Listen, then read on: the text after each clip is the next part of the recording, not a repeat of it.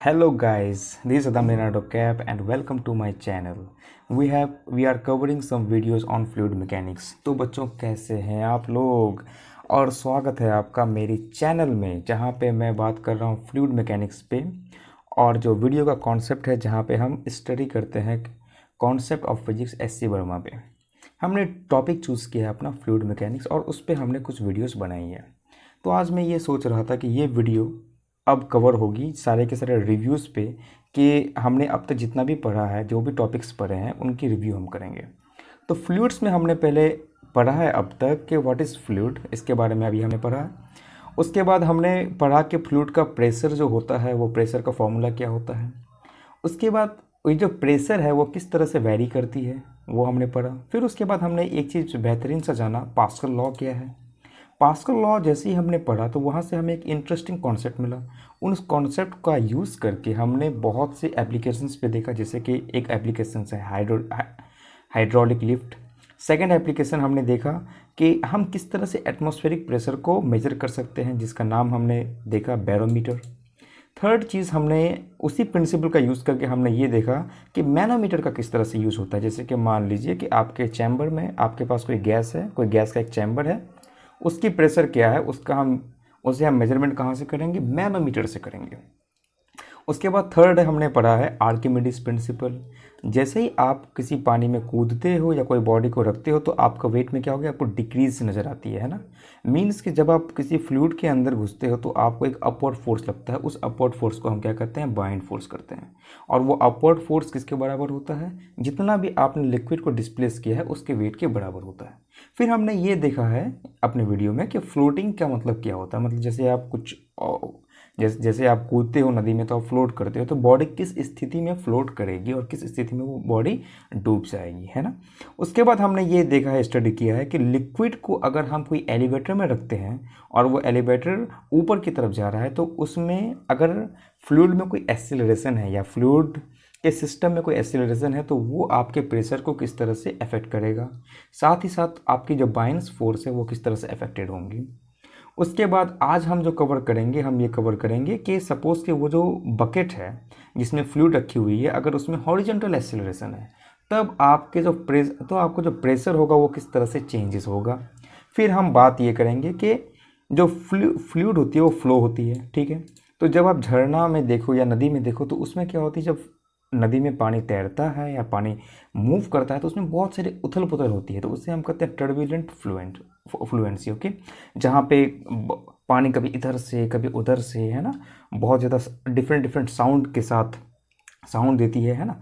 तो वो जो स्टडी होती है वो बहुत कॉम्प्लेक्स होती है। तो हम किस तरह से फ्लूइड के जो फ्लो होती है उसको हम स्टडी करते हैं। अब तक हमने जो स्टडी किया था प्रेशर पे स्टडी किया था और सब चीज़ों पे स्टडी किया था, पर हम स्टडी करेंगे फ्लूइड के फ्लो पे और किस तरह से फ्लूइड के फ्लो की स्टडी करके जो फायर ब्रिगेड्स होते हैं वो अपने पाइप लाइन को किस तरह डिज़ाइन करते हैं कि बिल्कुल ही ग्राउंड फ्लोर से वो 10 के फ्लोर में जो आग लगती है उस आग को बुझा सके।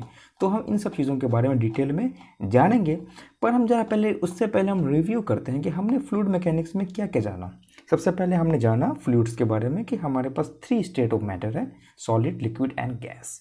लिक्विड और गैस की स्टडी को हम क्या कहते हैं, फ्लूइड कहते हैं। और हम यहाँ अपने चैप्टर में बात कर रहे हैं कि हम ऐसे फ्लूइड से डील करेंगे जो इनकम्प्रेसिबल हो, जिसमें नॉन विस्कस नेचर शो करें। इनकम्प्रेसिबल करने का मतलब ये है कि आप कोई भी अमाउंट ऑफ प्रेशर लगा लीजिए एट कांस्टेंट टेम्परेचर, आपका जो फ्लूइड है वो क्या होगा, उसके वॉल्यूम में चेंज नहीं आएगी। साथ में जो फ्लूइड का जो लेयर है, जो फ्लूइड के आपस की जो लेयर है वो एक दूसरे के साथ स्लिप नहीं होगी। मीन्स कि अगर ये एक लेयर है दूसरा लेयर ये है तो दोनों एक ही स्पीड में क्या करेगी, एक तरफ सेम स्पीड में वो मूव करेगी। तो इस तरह के लिक्विड को हम क्या कहते हैं, नॉन विस्कस। अब आप ये क्वेश्चन पूछ सकते हो कि हम लोग इस तरह के फ्लूइड को क्यों स्टडी करते हैं। पहली बात, जो आपके पास वाटर है वो क्या है, इनकम्प्रेसिबल है। आप जितना भी अमाउंट ऑफ प्रेशर लगा लो, हाई अमाउंट ऑफ प्रेशर में उसकी वॉल्यूम क्या होगी, चेंज नहीं होगी, तो इनकम्प्रेसिबल हो गया। पर वो नॉन विस्कस तो है नहीं, उसमें कुछ ना कुछ विस्कोसिटी है।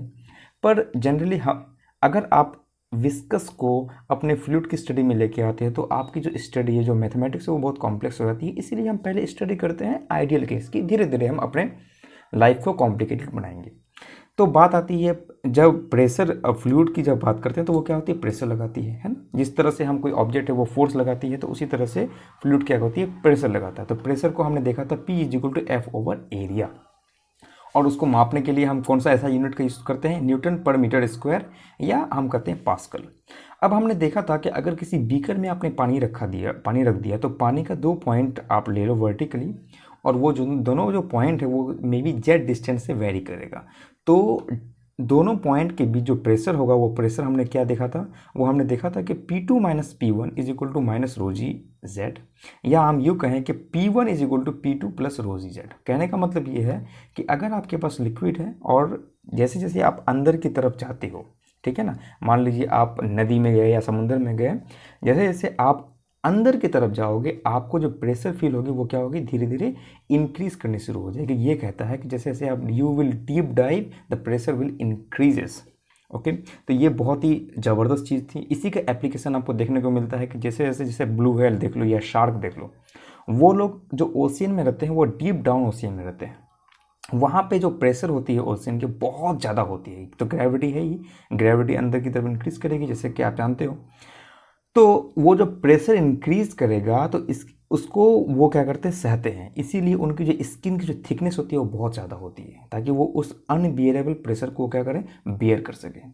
लेकिन आप अगर यूं ही डाइव करते करते अंदर की तरफ चले जाओगे तो उस डेप्थ में आप जो है ना, बिल्कुल आपकी जो बॉडी है ना वो बिल्कुल सिकुड़ जाएगी, इतनी ज़्यादा प्रेशर होती है। तो इसीलिए हम लोग क्या करते हैं, कुछ रोबोटिक प्लेन लेते हैं, उस प्लेन की वजह से हम लोग क्या करते हैं, अंदर की तरफ जाते हैं। जैसे कि सबमरीन आप देख लो, सबमरीन की जो थिकनेस होती है वो बहुत ज़्यादा होती है, वो बहुत हैवी एलिमेंट उसमें यूज़ करते हैं बनाने के लिए, ताकि वो अंदर के प्रेशर को वो झेल जाए। तो ये बहुत ही इंटरेस्टिंग है। उसके बाद हम फ्लूइड में अगर दो हॉरिजॉन्टली लेंगे तो हॉरिजॉन्टली हमारी जो प्रेशर होती है वो क्या होती है, सेम होगी। जैसे P1 is equal to P2, आप यहाँ देख सकते हो A और B अगर दोनों सेम हॉरिजॉन्टल पे है तो। फिर उसके बाद हमने पढ़ा कि पास्कल लॉ। पास्कल लॉ एक बहुत इंटरेस्टिंग चीज़ है। पास्कल लॉ ये कहता है कि अगर आपके पास कोई फ्लूइड है और फ्लूइड के किसी हिस्से में प्रेशर को चेंज करते हो, तो वो प्रेशर में जितना चेंज होगा या जितना प्रेशर ऑफ फोर्स को आप, if the pressure in liquid is changed at particular point the change is transmitted to the entire liquid without being diminished in magnitude. मतलब कि जो भी प्रेशर में चेंज आएगा एक पॉइंट पे, वो उतना चेंज सारे के सारे पॉइंट में आएगा। तो इस फिगर में आपने ए में कोई चेंज किया तो वो बी में भी आपको सेम तरह का चेंज मिलेगा। तो ये था पास्कल लॉ। और पास्कल लॉ की एप्लीकेशंस बहुत अच्छे एप्लीकेशन है, बहुत इंटरेस्टिंग एप्लीकेशन है। जैसे हाइड्रोलिक लिफ्ट, मतलब आपको अगर कोई भारी चीज़ का वेट करना है या उसको उठाना है तो हम क्या करते हैं, एक लिफ्ट बनाते हैं जिसे हम कहते हैं हाइड्रोलिक लिफ्ट। एक कार को आपको उठाना है तो क्या करो, आपने यू शेप का एक टनल बना लिया, जिसमें एक तरफ की जो एरिया है वो बहुत ही छोटा रखा है, दूसरी तरफ का एरिया क्या है, काफ़ी बड़ा है। तो जब आप थोड़ा सा अमाउंट ऑफ प्रेशर चेंज करोगे इसमें तो उतना ही अमाउंट क्या होगा, दूसरे भाग में चेंज होगा। बट इसका जो एरिया छोटा है और सामने वाला का एरिया बड़ा है, तो आप दोनों को क्या करते हो, दोनों के प्रेशर को काउंटर बैलेंस करते हो। तो ये हो गई हमारी हाइड्रोलिक लिफ्ट। सेकेंड चीज़ आती है कि इसका हाइड्रोलिक लिफ्ट आप कहाँ दे सकते हो, हाइड्रोलिक ब्रेक्स में दे सकते हो। जैसे कि सपोज आप KTM चलाओ, या फिर आज के टाइम में लगभग हर जगह डिस्क ब्रेक यूज़ किया जाता है ना, बाइक में भी आगे पीछे दोनों। या फिर आप बसेस देख लो तो वहाँ भी हाइड्रोलिक ब्रेक्स होते हैं। हाइड्रोलिक ब्रेक क्या करता है कि ड्राइवर क्या करेगा, थोड़ा सा ब्रेक को पुश करेगा और क्या होगा, एकदम बिल्कुल पूरा का पूरा बस एकदम एक बार में रुक जाता है। वो कैसे होता है, जहाँ ब्रेक होती है, जहाँ पे ये जो पुश करता है वो क्या होगा, छोटा सा एरिया होता है, ठीक है। और जहाँ ब्रेक आपके पहिए के पास आता है वहाँ काफ़ी एरिया बड़ा होता है। तो छोटा सा फोर्स आप लगाओ, एक बड़ा सा प्रेशर वहाँ पे प्रोड्यूस करेगा। तो ये एक हाइड्रोलिक ब्रेक्स का कॉन्सेप्ट वहाँ से आता है। और वहाँ जो आप क्या करते हैं, हाइड्रोलिक ब्रेक्स में इस तरह के ट्यूब में आप क्या करते हैं, इनकम्प्रेसिबल फ्लूइड डालते हैं। जैसे कि ऑयल डाला जाता है, डिफरेंट स्पेसिफिक ऑयल्स यूज़ किया जाता है। ओके, जो ऑयल्स क्या होते हैं, टेम्परेचर को भी रजिस्ट कर लेगा। ऐसा नहीं कि टेम्परेचर बढ़ने के साथ वो क्या होगा, डिफरेंट होगा। मान लीजिए कि आपने कुछ हाइड्रोलिक ब्रेक पे वाटर यूज़ किया है ना, तो होगा क्या, टेम्परेचर बढ़ेगा, टेम्परेचर बढ़ने से वाटर क्या होगा, वेपर में बदलेगा, ठीक है। वाटर अगर वेपर में बदल गया तो उसकी जो वॉल्यूम है वो क्या होगा, डिक्रीज होनी शुरू हो जाएगी। इसीलिए हम ऐसे ऐसे ऑयल को या मटेरियल को यूज़ करते हैं जो टेम्परेचर को रेजिस्टिव हो, कि टेम्परेचर बढ़ने से उसकी जो वॉल्यूम है वो चेंज नहीं हो। इस तरह की चीज़ों को हम यूज़ करते हैं, जिसकी वजह से वो जो लिक्विड्स होते हैं या फ्लूइड होते हैं वो काफ़ी महंगे होते हैं। फिर हमने ये पढ़ा कि पास्कल लॉ की मदद से हम क्या करते हैं, एटमॉस्फेरिक प्रेशर को भी हम मेजर कर सकते हैं, जिसका नाम होता है बैरोमीटर। तो बैरोमीटर हम कैसे बनाते हैं, बैरोमीटर में हम क्या करते हैं कि एक इस तरह का जार लेते हैं, एक बीकर ले लिया, एक होता है जार ले लिया, उसमें कुछ पोर्शन क्या करते हैं हम पारा भर लेते हैं, उसके बाद उसको उलाट देते हैं और उलाट के इस तरह के शेप में लेके आते हैं। ये भी क्या हुआ, पारा से भरा हुआ है। तो जब आप इसको अंदर डुबो दोगे तो यहाँ क्या होगा, वैक्यूम क्रिएट होता है। ये दो बी और सी क्या होती है, एक ही हॉरिजॉन्टल लाइन पे होती है, जिसका क्या होगा, प्रेशर सेम होगा। तो मान लीजिए इस सी पे क्या होता है, एटमॉस्फेरिक प्रेशर लगा रहा है, सेम प्रेशर क्या होगा बी पे भी होगा। अब सिंस पॉइंट ए पे क्या प्रेशर होगा, बिकॉज ये जो जार है उसमें क्या होगा, ऊपर वैक्यूम क्रिएट हो गया। अब वैक्यूम क्या होगा, कोई प्रेशर तो लगाएगा नहीं, तो प्रेशर एट ए क्या हो गया हमारी, जीरो हो गई। प्रेशर एट बी क्या हो गई मेरी, हमारे पास पता है कि ये एटमॉस्फेरिक प्रेशर लगा रहा है, और ये जो हाइट है हमें पहले से ही पता है P1 माइनस P2 या P1 is equal to P2 plus rho g h. तो उसका फॉर्मूला लगा के हम क्या लिखते हैं कि एटमॉस्फेरिक प्रेशर जो होगा, जो हमने लिक्विड लिया with gravity and certain height, तो वहाँ से हम ले लेते हैं कि अगर हमने पारा का यूज़ किया है तो हमारा जो एटमॉस्फेरिक प्रेशर है वो कितना आता है, 1.01 इंटू 10⁵ पास्कल होता है। और उसी के बेसिस पे बहुत सारे क्वेश्चन है जो बहुत इंपॉर्टेंट है। उसी तरह से हमने मैनोमीटर को डिज़ाइन किया था कि एक यू शेप का एक ट्यूब ले लो, और उसके बाद एक पोर्शन क्या हो गया, आप बिल्कुल हवा में रख दो खुले हुए, और दूसरे को एक चैम्बर से लीक कर दो। तो वो जो चैम्बर में जो गैस भरा हुआ पॉइंट ए पे प्रेशर लगाएगा हॉरिजेंटली, ये जो प्रेशर है उतना ये प्रेशर ये भी होगा। पी सी पे क्या लग रहा है, एटमॉस्फेरिक प्रेशर लग रहा है। तो ये जो एक्सेस प्रेशर है जिसे हम क्या कहते हैं, गेज प्रेशर। तो P माइनस P0 यहाँ जो प्रेशर लग रहा है, we are calling at P at A is equal to P0 plus rho g h, है ना। इस एक्सेस प्रेशर को, यानी excess pressure P minus P0 is called gauge pressure. यहाँ का जो देखो, यहाँ पे लिक्विड में क्या लगाएगा, ऊपर से फोर्स लगाएगा। ये जो प्रेशर है उसको बैलेंस कौन करेगा, ये जो गैस का है प्रेशर है। तो अगर मान लीजिए गैस का प्रेशर 1 पास्कल है, तभी तो ये बैलेंस करेगा यहाँ पे, तो 1 पास्कल यहाँ पे लगाएगा। तो ये जो 1 पास्कल यहाँ भी 1 पास्कल लगाएगा, तो ये जो इतना हाइट जिसकी वजह से यहाँ पे क्या होगा, प्रेशर ज़्यादा बढ़ेगा, तो उसे हम क्या कहते हैं, गेज प्रेशर कहते हैं, ठीक है। तो ये बहुत इंटरेस्टिंग चीज़ थी। फिर बाद में आर्किमिडीज एक साइंटिस्ट था जिसने पहली बार ये फिगर आउट किया कि लिक्विड भी हमें क्या होती है, फोर्स लगाती है, जिसका नाम होती है बाइंड्स फोर्स। तो जब भी हम क्या करते हैं, वाटर में कूदते हैं, नदी में कूदते हैं, ओशन में कूदते हैं, तो हमें अपने वेट से क्या होती है, हल्की फील होती है। बिकॉज जैसे हम कूदते हैं तो हमारा वॉल्यूम के बराबर क्या होती है, हम वाटर को डिस्प्लेस करते हैं। अगर आप उतने डिस्प्लेस्ड वाटर को आप ले लो, किसी इसमें बीकर में ले लो और उसे वेट करो, तो आपको फ्लूइड उतना ही प्रेशर, उतना ही जो फोर्स है वो अपवर्ड की तरफ लगाता है, जिसे हम क्या कहते हैं, बायन्स फोर्स लगाते हैं। जिसे हम कहते हैं buoyance force is equal to mass times G, weight of mass is the part of the fluid. तो इस तरह से हम क्या करते हैं, बायन्स फोर्स को यूज़ करते हैं। अब बायन्स फोर्स को जो हमने यहाँ पर डिफाइन किया था वो क्या था, एक केस में कि लिक्विड हमारी स्टैटिक है और किसी बॉडी को आप डिप कर रहे हो तो ऊपर की तरफ फोर्स लग रही है। बट हम जब नदी में कूदते हैं या तो फिर मे भी क्या होता है, हम फ्लोट करते हैं, ठीक है ना, वाटर में कूदे हम फ्लोट कर रहे हैं, तो ये कब होगा, when the overall density of solid is smaller than density of liquid. तो मतलब कहने का मतलब ये है कि अगर आपने कोई भी चीज़ को डुबोया और उसकी डेंसिटी क्या हो गई, कम है लिक्विड की डेंसिटी से, तो वो क्या होगी, फ्लूइड पे फ्लोट करेगी, अदरवाइज वो क्या होगा, डूब जाएगी। इवन इफ आप एरिया को इंक्रीज कर दो, जैसे कि नेल्स को देखते हो नहीं आप, लोहे के नेल को, लोहे का नेल बनाओ और एक लोहे का मतलब पूरा पेंदी बना लो। लोहे का जो पेंदी होता है वो क्या होगा, ऊपर फ्लोट तो करता है, बट लोहे की नेल क्या होती है, वो ऊपर फ्लोट नहीं करती है। दोनों की डेंसिटी तो सेम है। ऐसा क्यों, बिकॉज ऑफ एरिया। तो एरिया अगर आप बढ़ाओगे तो वो क्या होगी, प्रेशर क्या हो जाएगी, वो फोर्स क्या हो जाएगी, कम हो जाएगी, है ना। तो उसकी वजह से भी हम क्या करते हैं, कोई भी चीज़ फ्लोट करती है। तो जैसे कि शिप जो बनी हुई होती है वो किसकी बनी हुई होती है, ऑब्वियसली लोहे की बनी हुई रहती है, लेकिन वो भी क्या होती है, फ्लोट करती है। और ऑब्वियसली उसका जो डेंसिटी होती है वो ज़्यादा होता है, बट उसका जो शेप है, उसका जो एरिया वो काफ़ी ज़्यादा बड़ा होता है, जिसकी वजह से वो इजीली फ्लोट कर जाती है। फिर उसके बाद हम बात करते हैं कि pressure difference and buoyant force in oscillating fluid. तो फ्लूइड क्या होती है, ऑब्वियसली एसिलेट करेगी, तो उसको हम स्टडी कैसे करेंगे। तो मान लीजिए किसी भी बीकर में हमने क्या लगा दिया, वाटर डाल दिया और उस बीकर को हमने एलिवेटर पे लगा दिया, रख दिया, और वो एलिवेटर क्या होती है, ऊपर की तरफ जा रही है।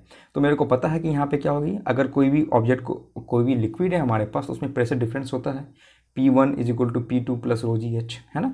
तो यहाँ पे P1 क्या होगी, मान लीजिए ए पे जो फोर्स लग रहा है, या फोर्स लग रहा है ऊपर की तरफ लग रहा है, लिक्विड नीचे का लिक्विड ऊपर की तरफ लगाएगा, ऊपर का लिक्विड एट बी नीचे की तरफ लगाएगा, बट ओवरऑल क्या हो रहा है, ऊपर की तरफ जा रही है। तो इससे हमने देखा था कि P1 जो नीचे वाला है is equal to P2 plus rho G, और ये जो क्या होगा एसिलरेशन, एडिशनल एसिलरेशन आएगा तो वो एडिशनल क्या करेगा कि फोर्स देगा, तो इसी वजह से वो क्या होगी प्लस रहती है रो जी प्लस A0Z। तो A0 से क्या हो रही है एलिवेटर या फिर पूरा सिस्टम है जो हमारा ऊपर की तरफ जा रहा है, ठीक है। तो P1 is equal to this one. तो हमें ये जो लिक्विड है, अगर आप लिक्विड के अंदर इस पोर्शन पे हो तो आपको क्या होगा फोर्स ज़्यादा आपको महसूस होगा, प्रेशर ज़्यादा आपको लगेगा, ठीक है।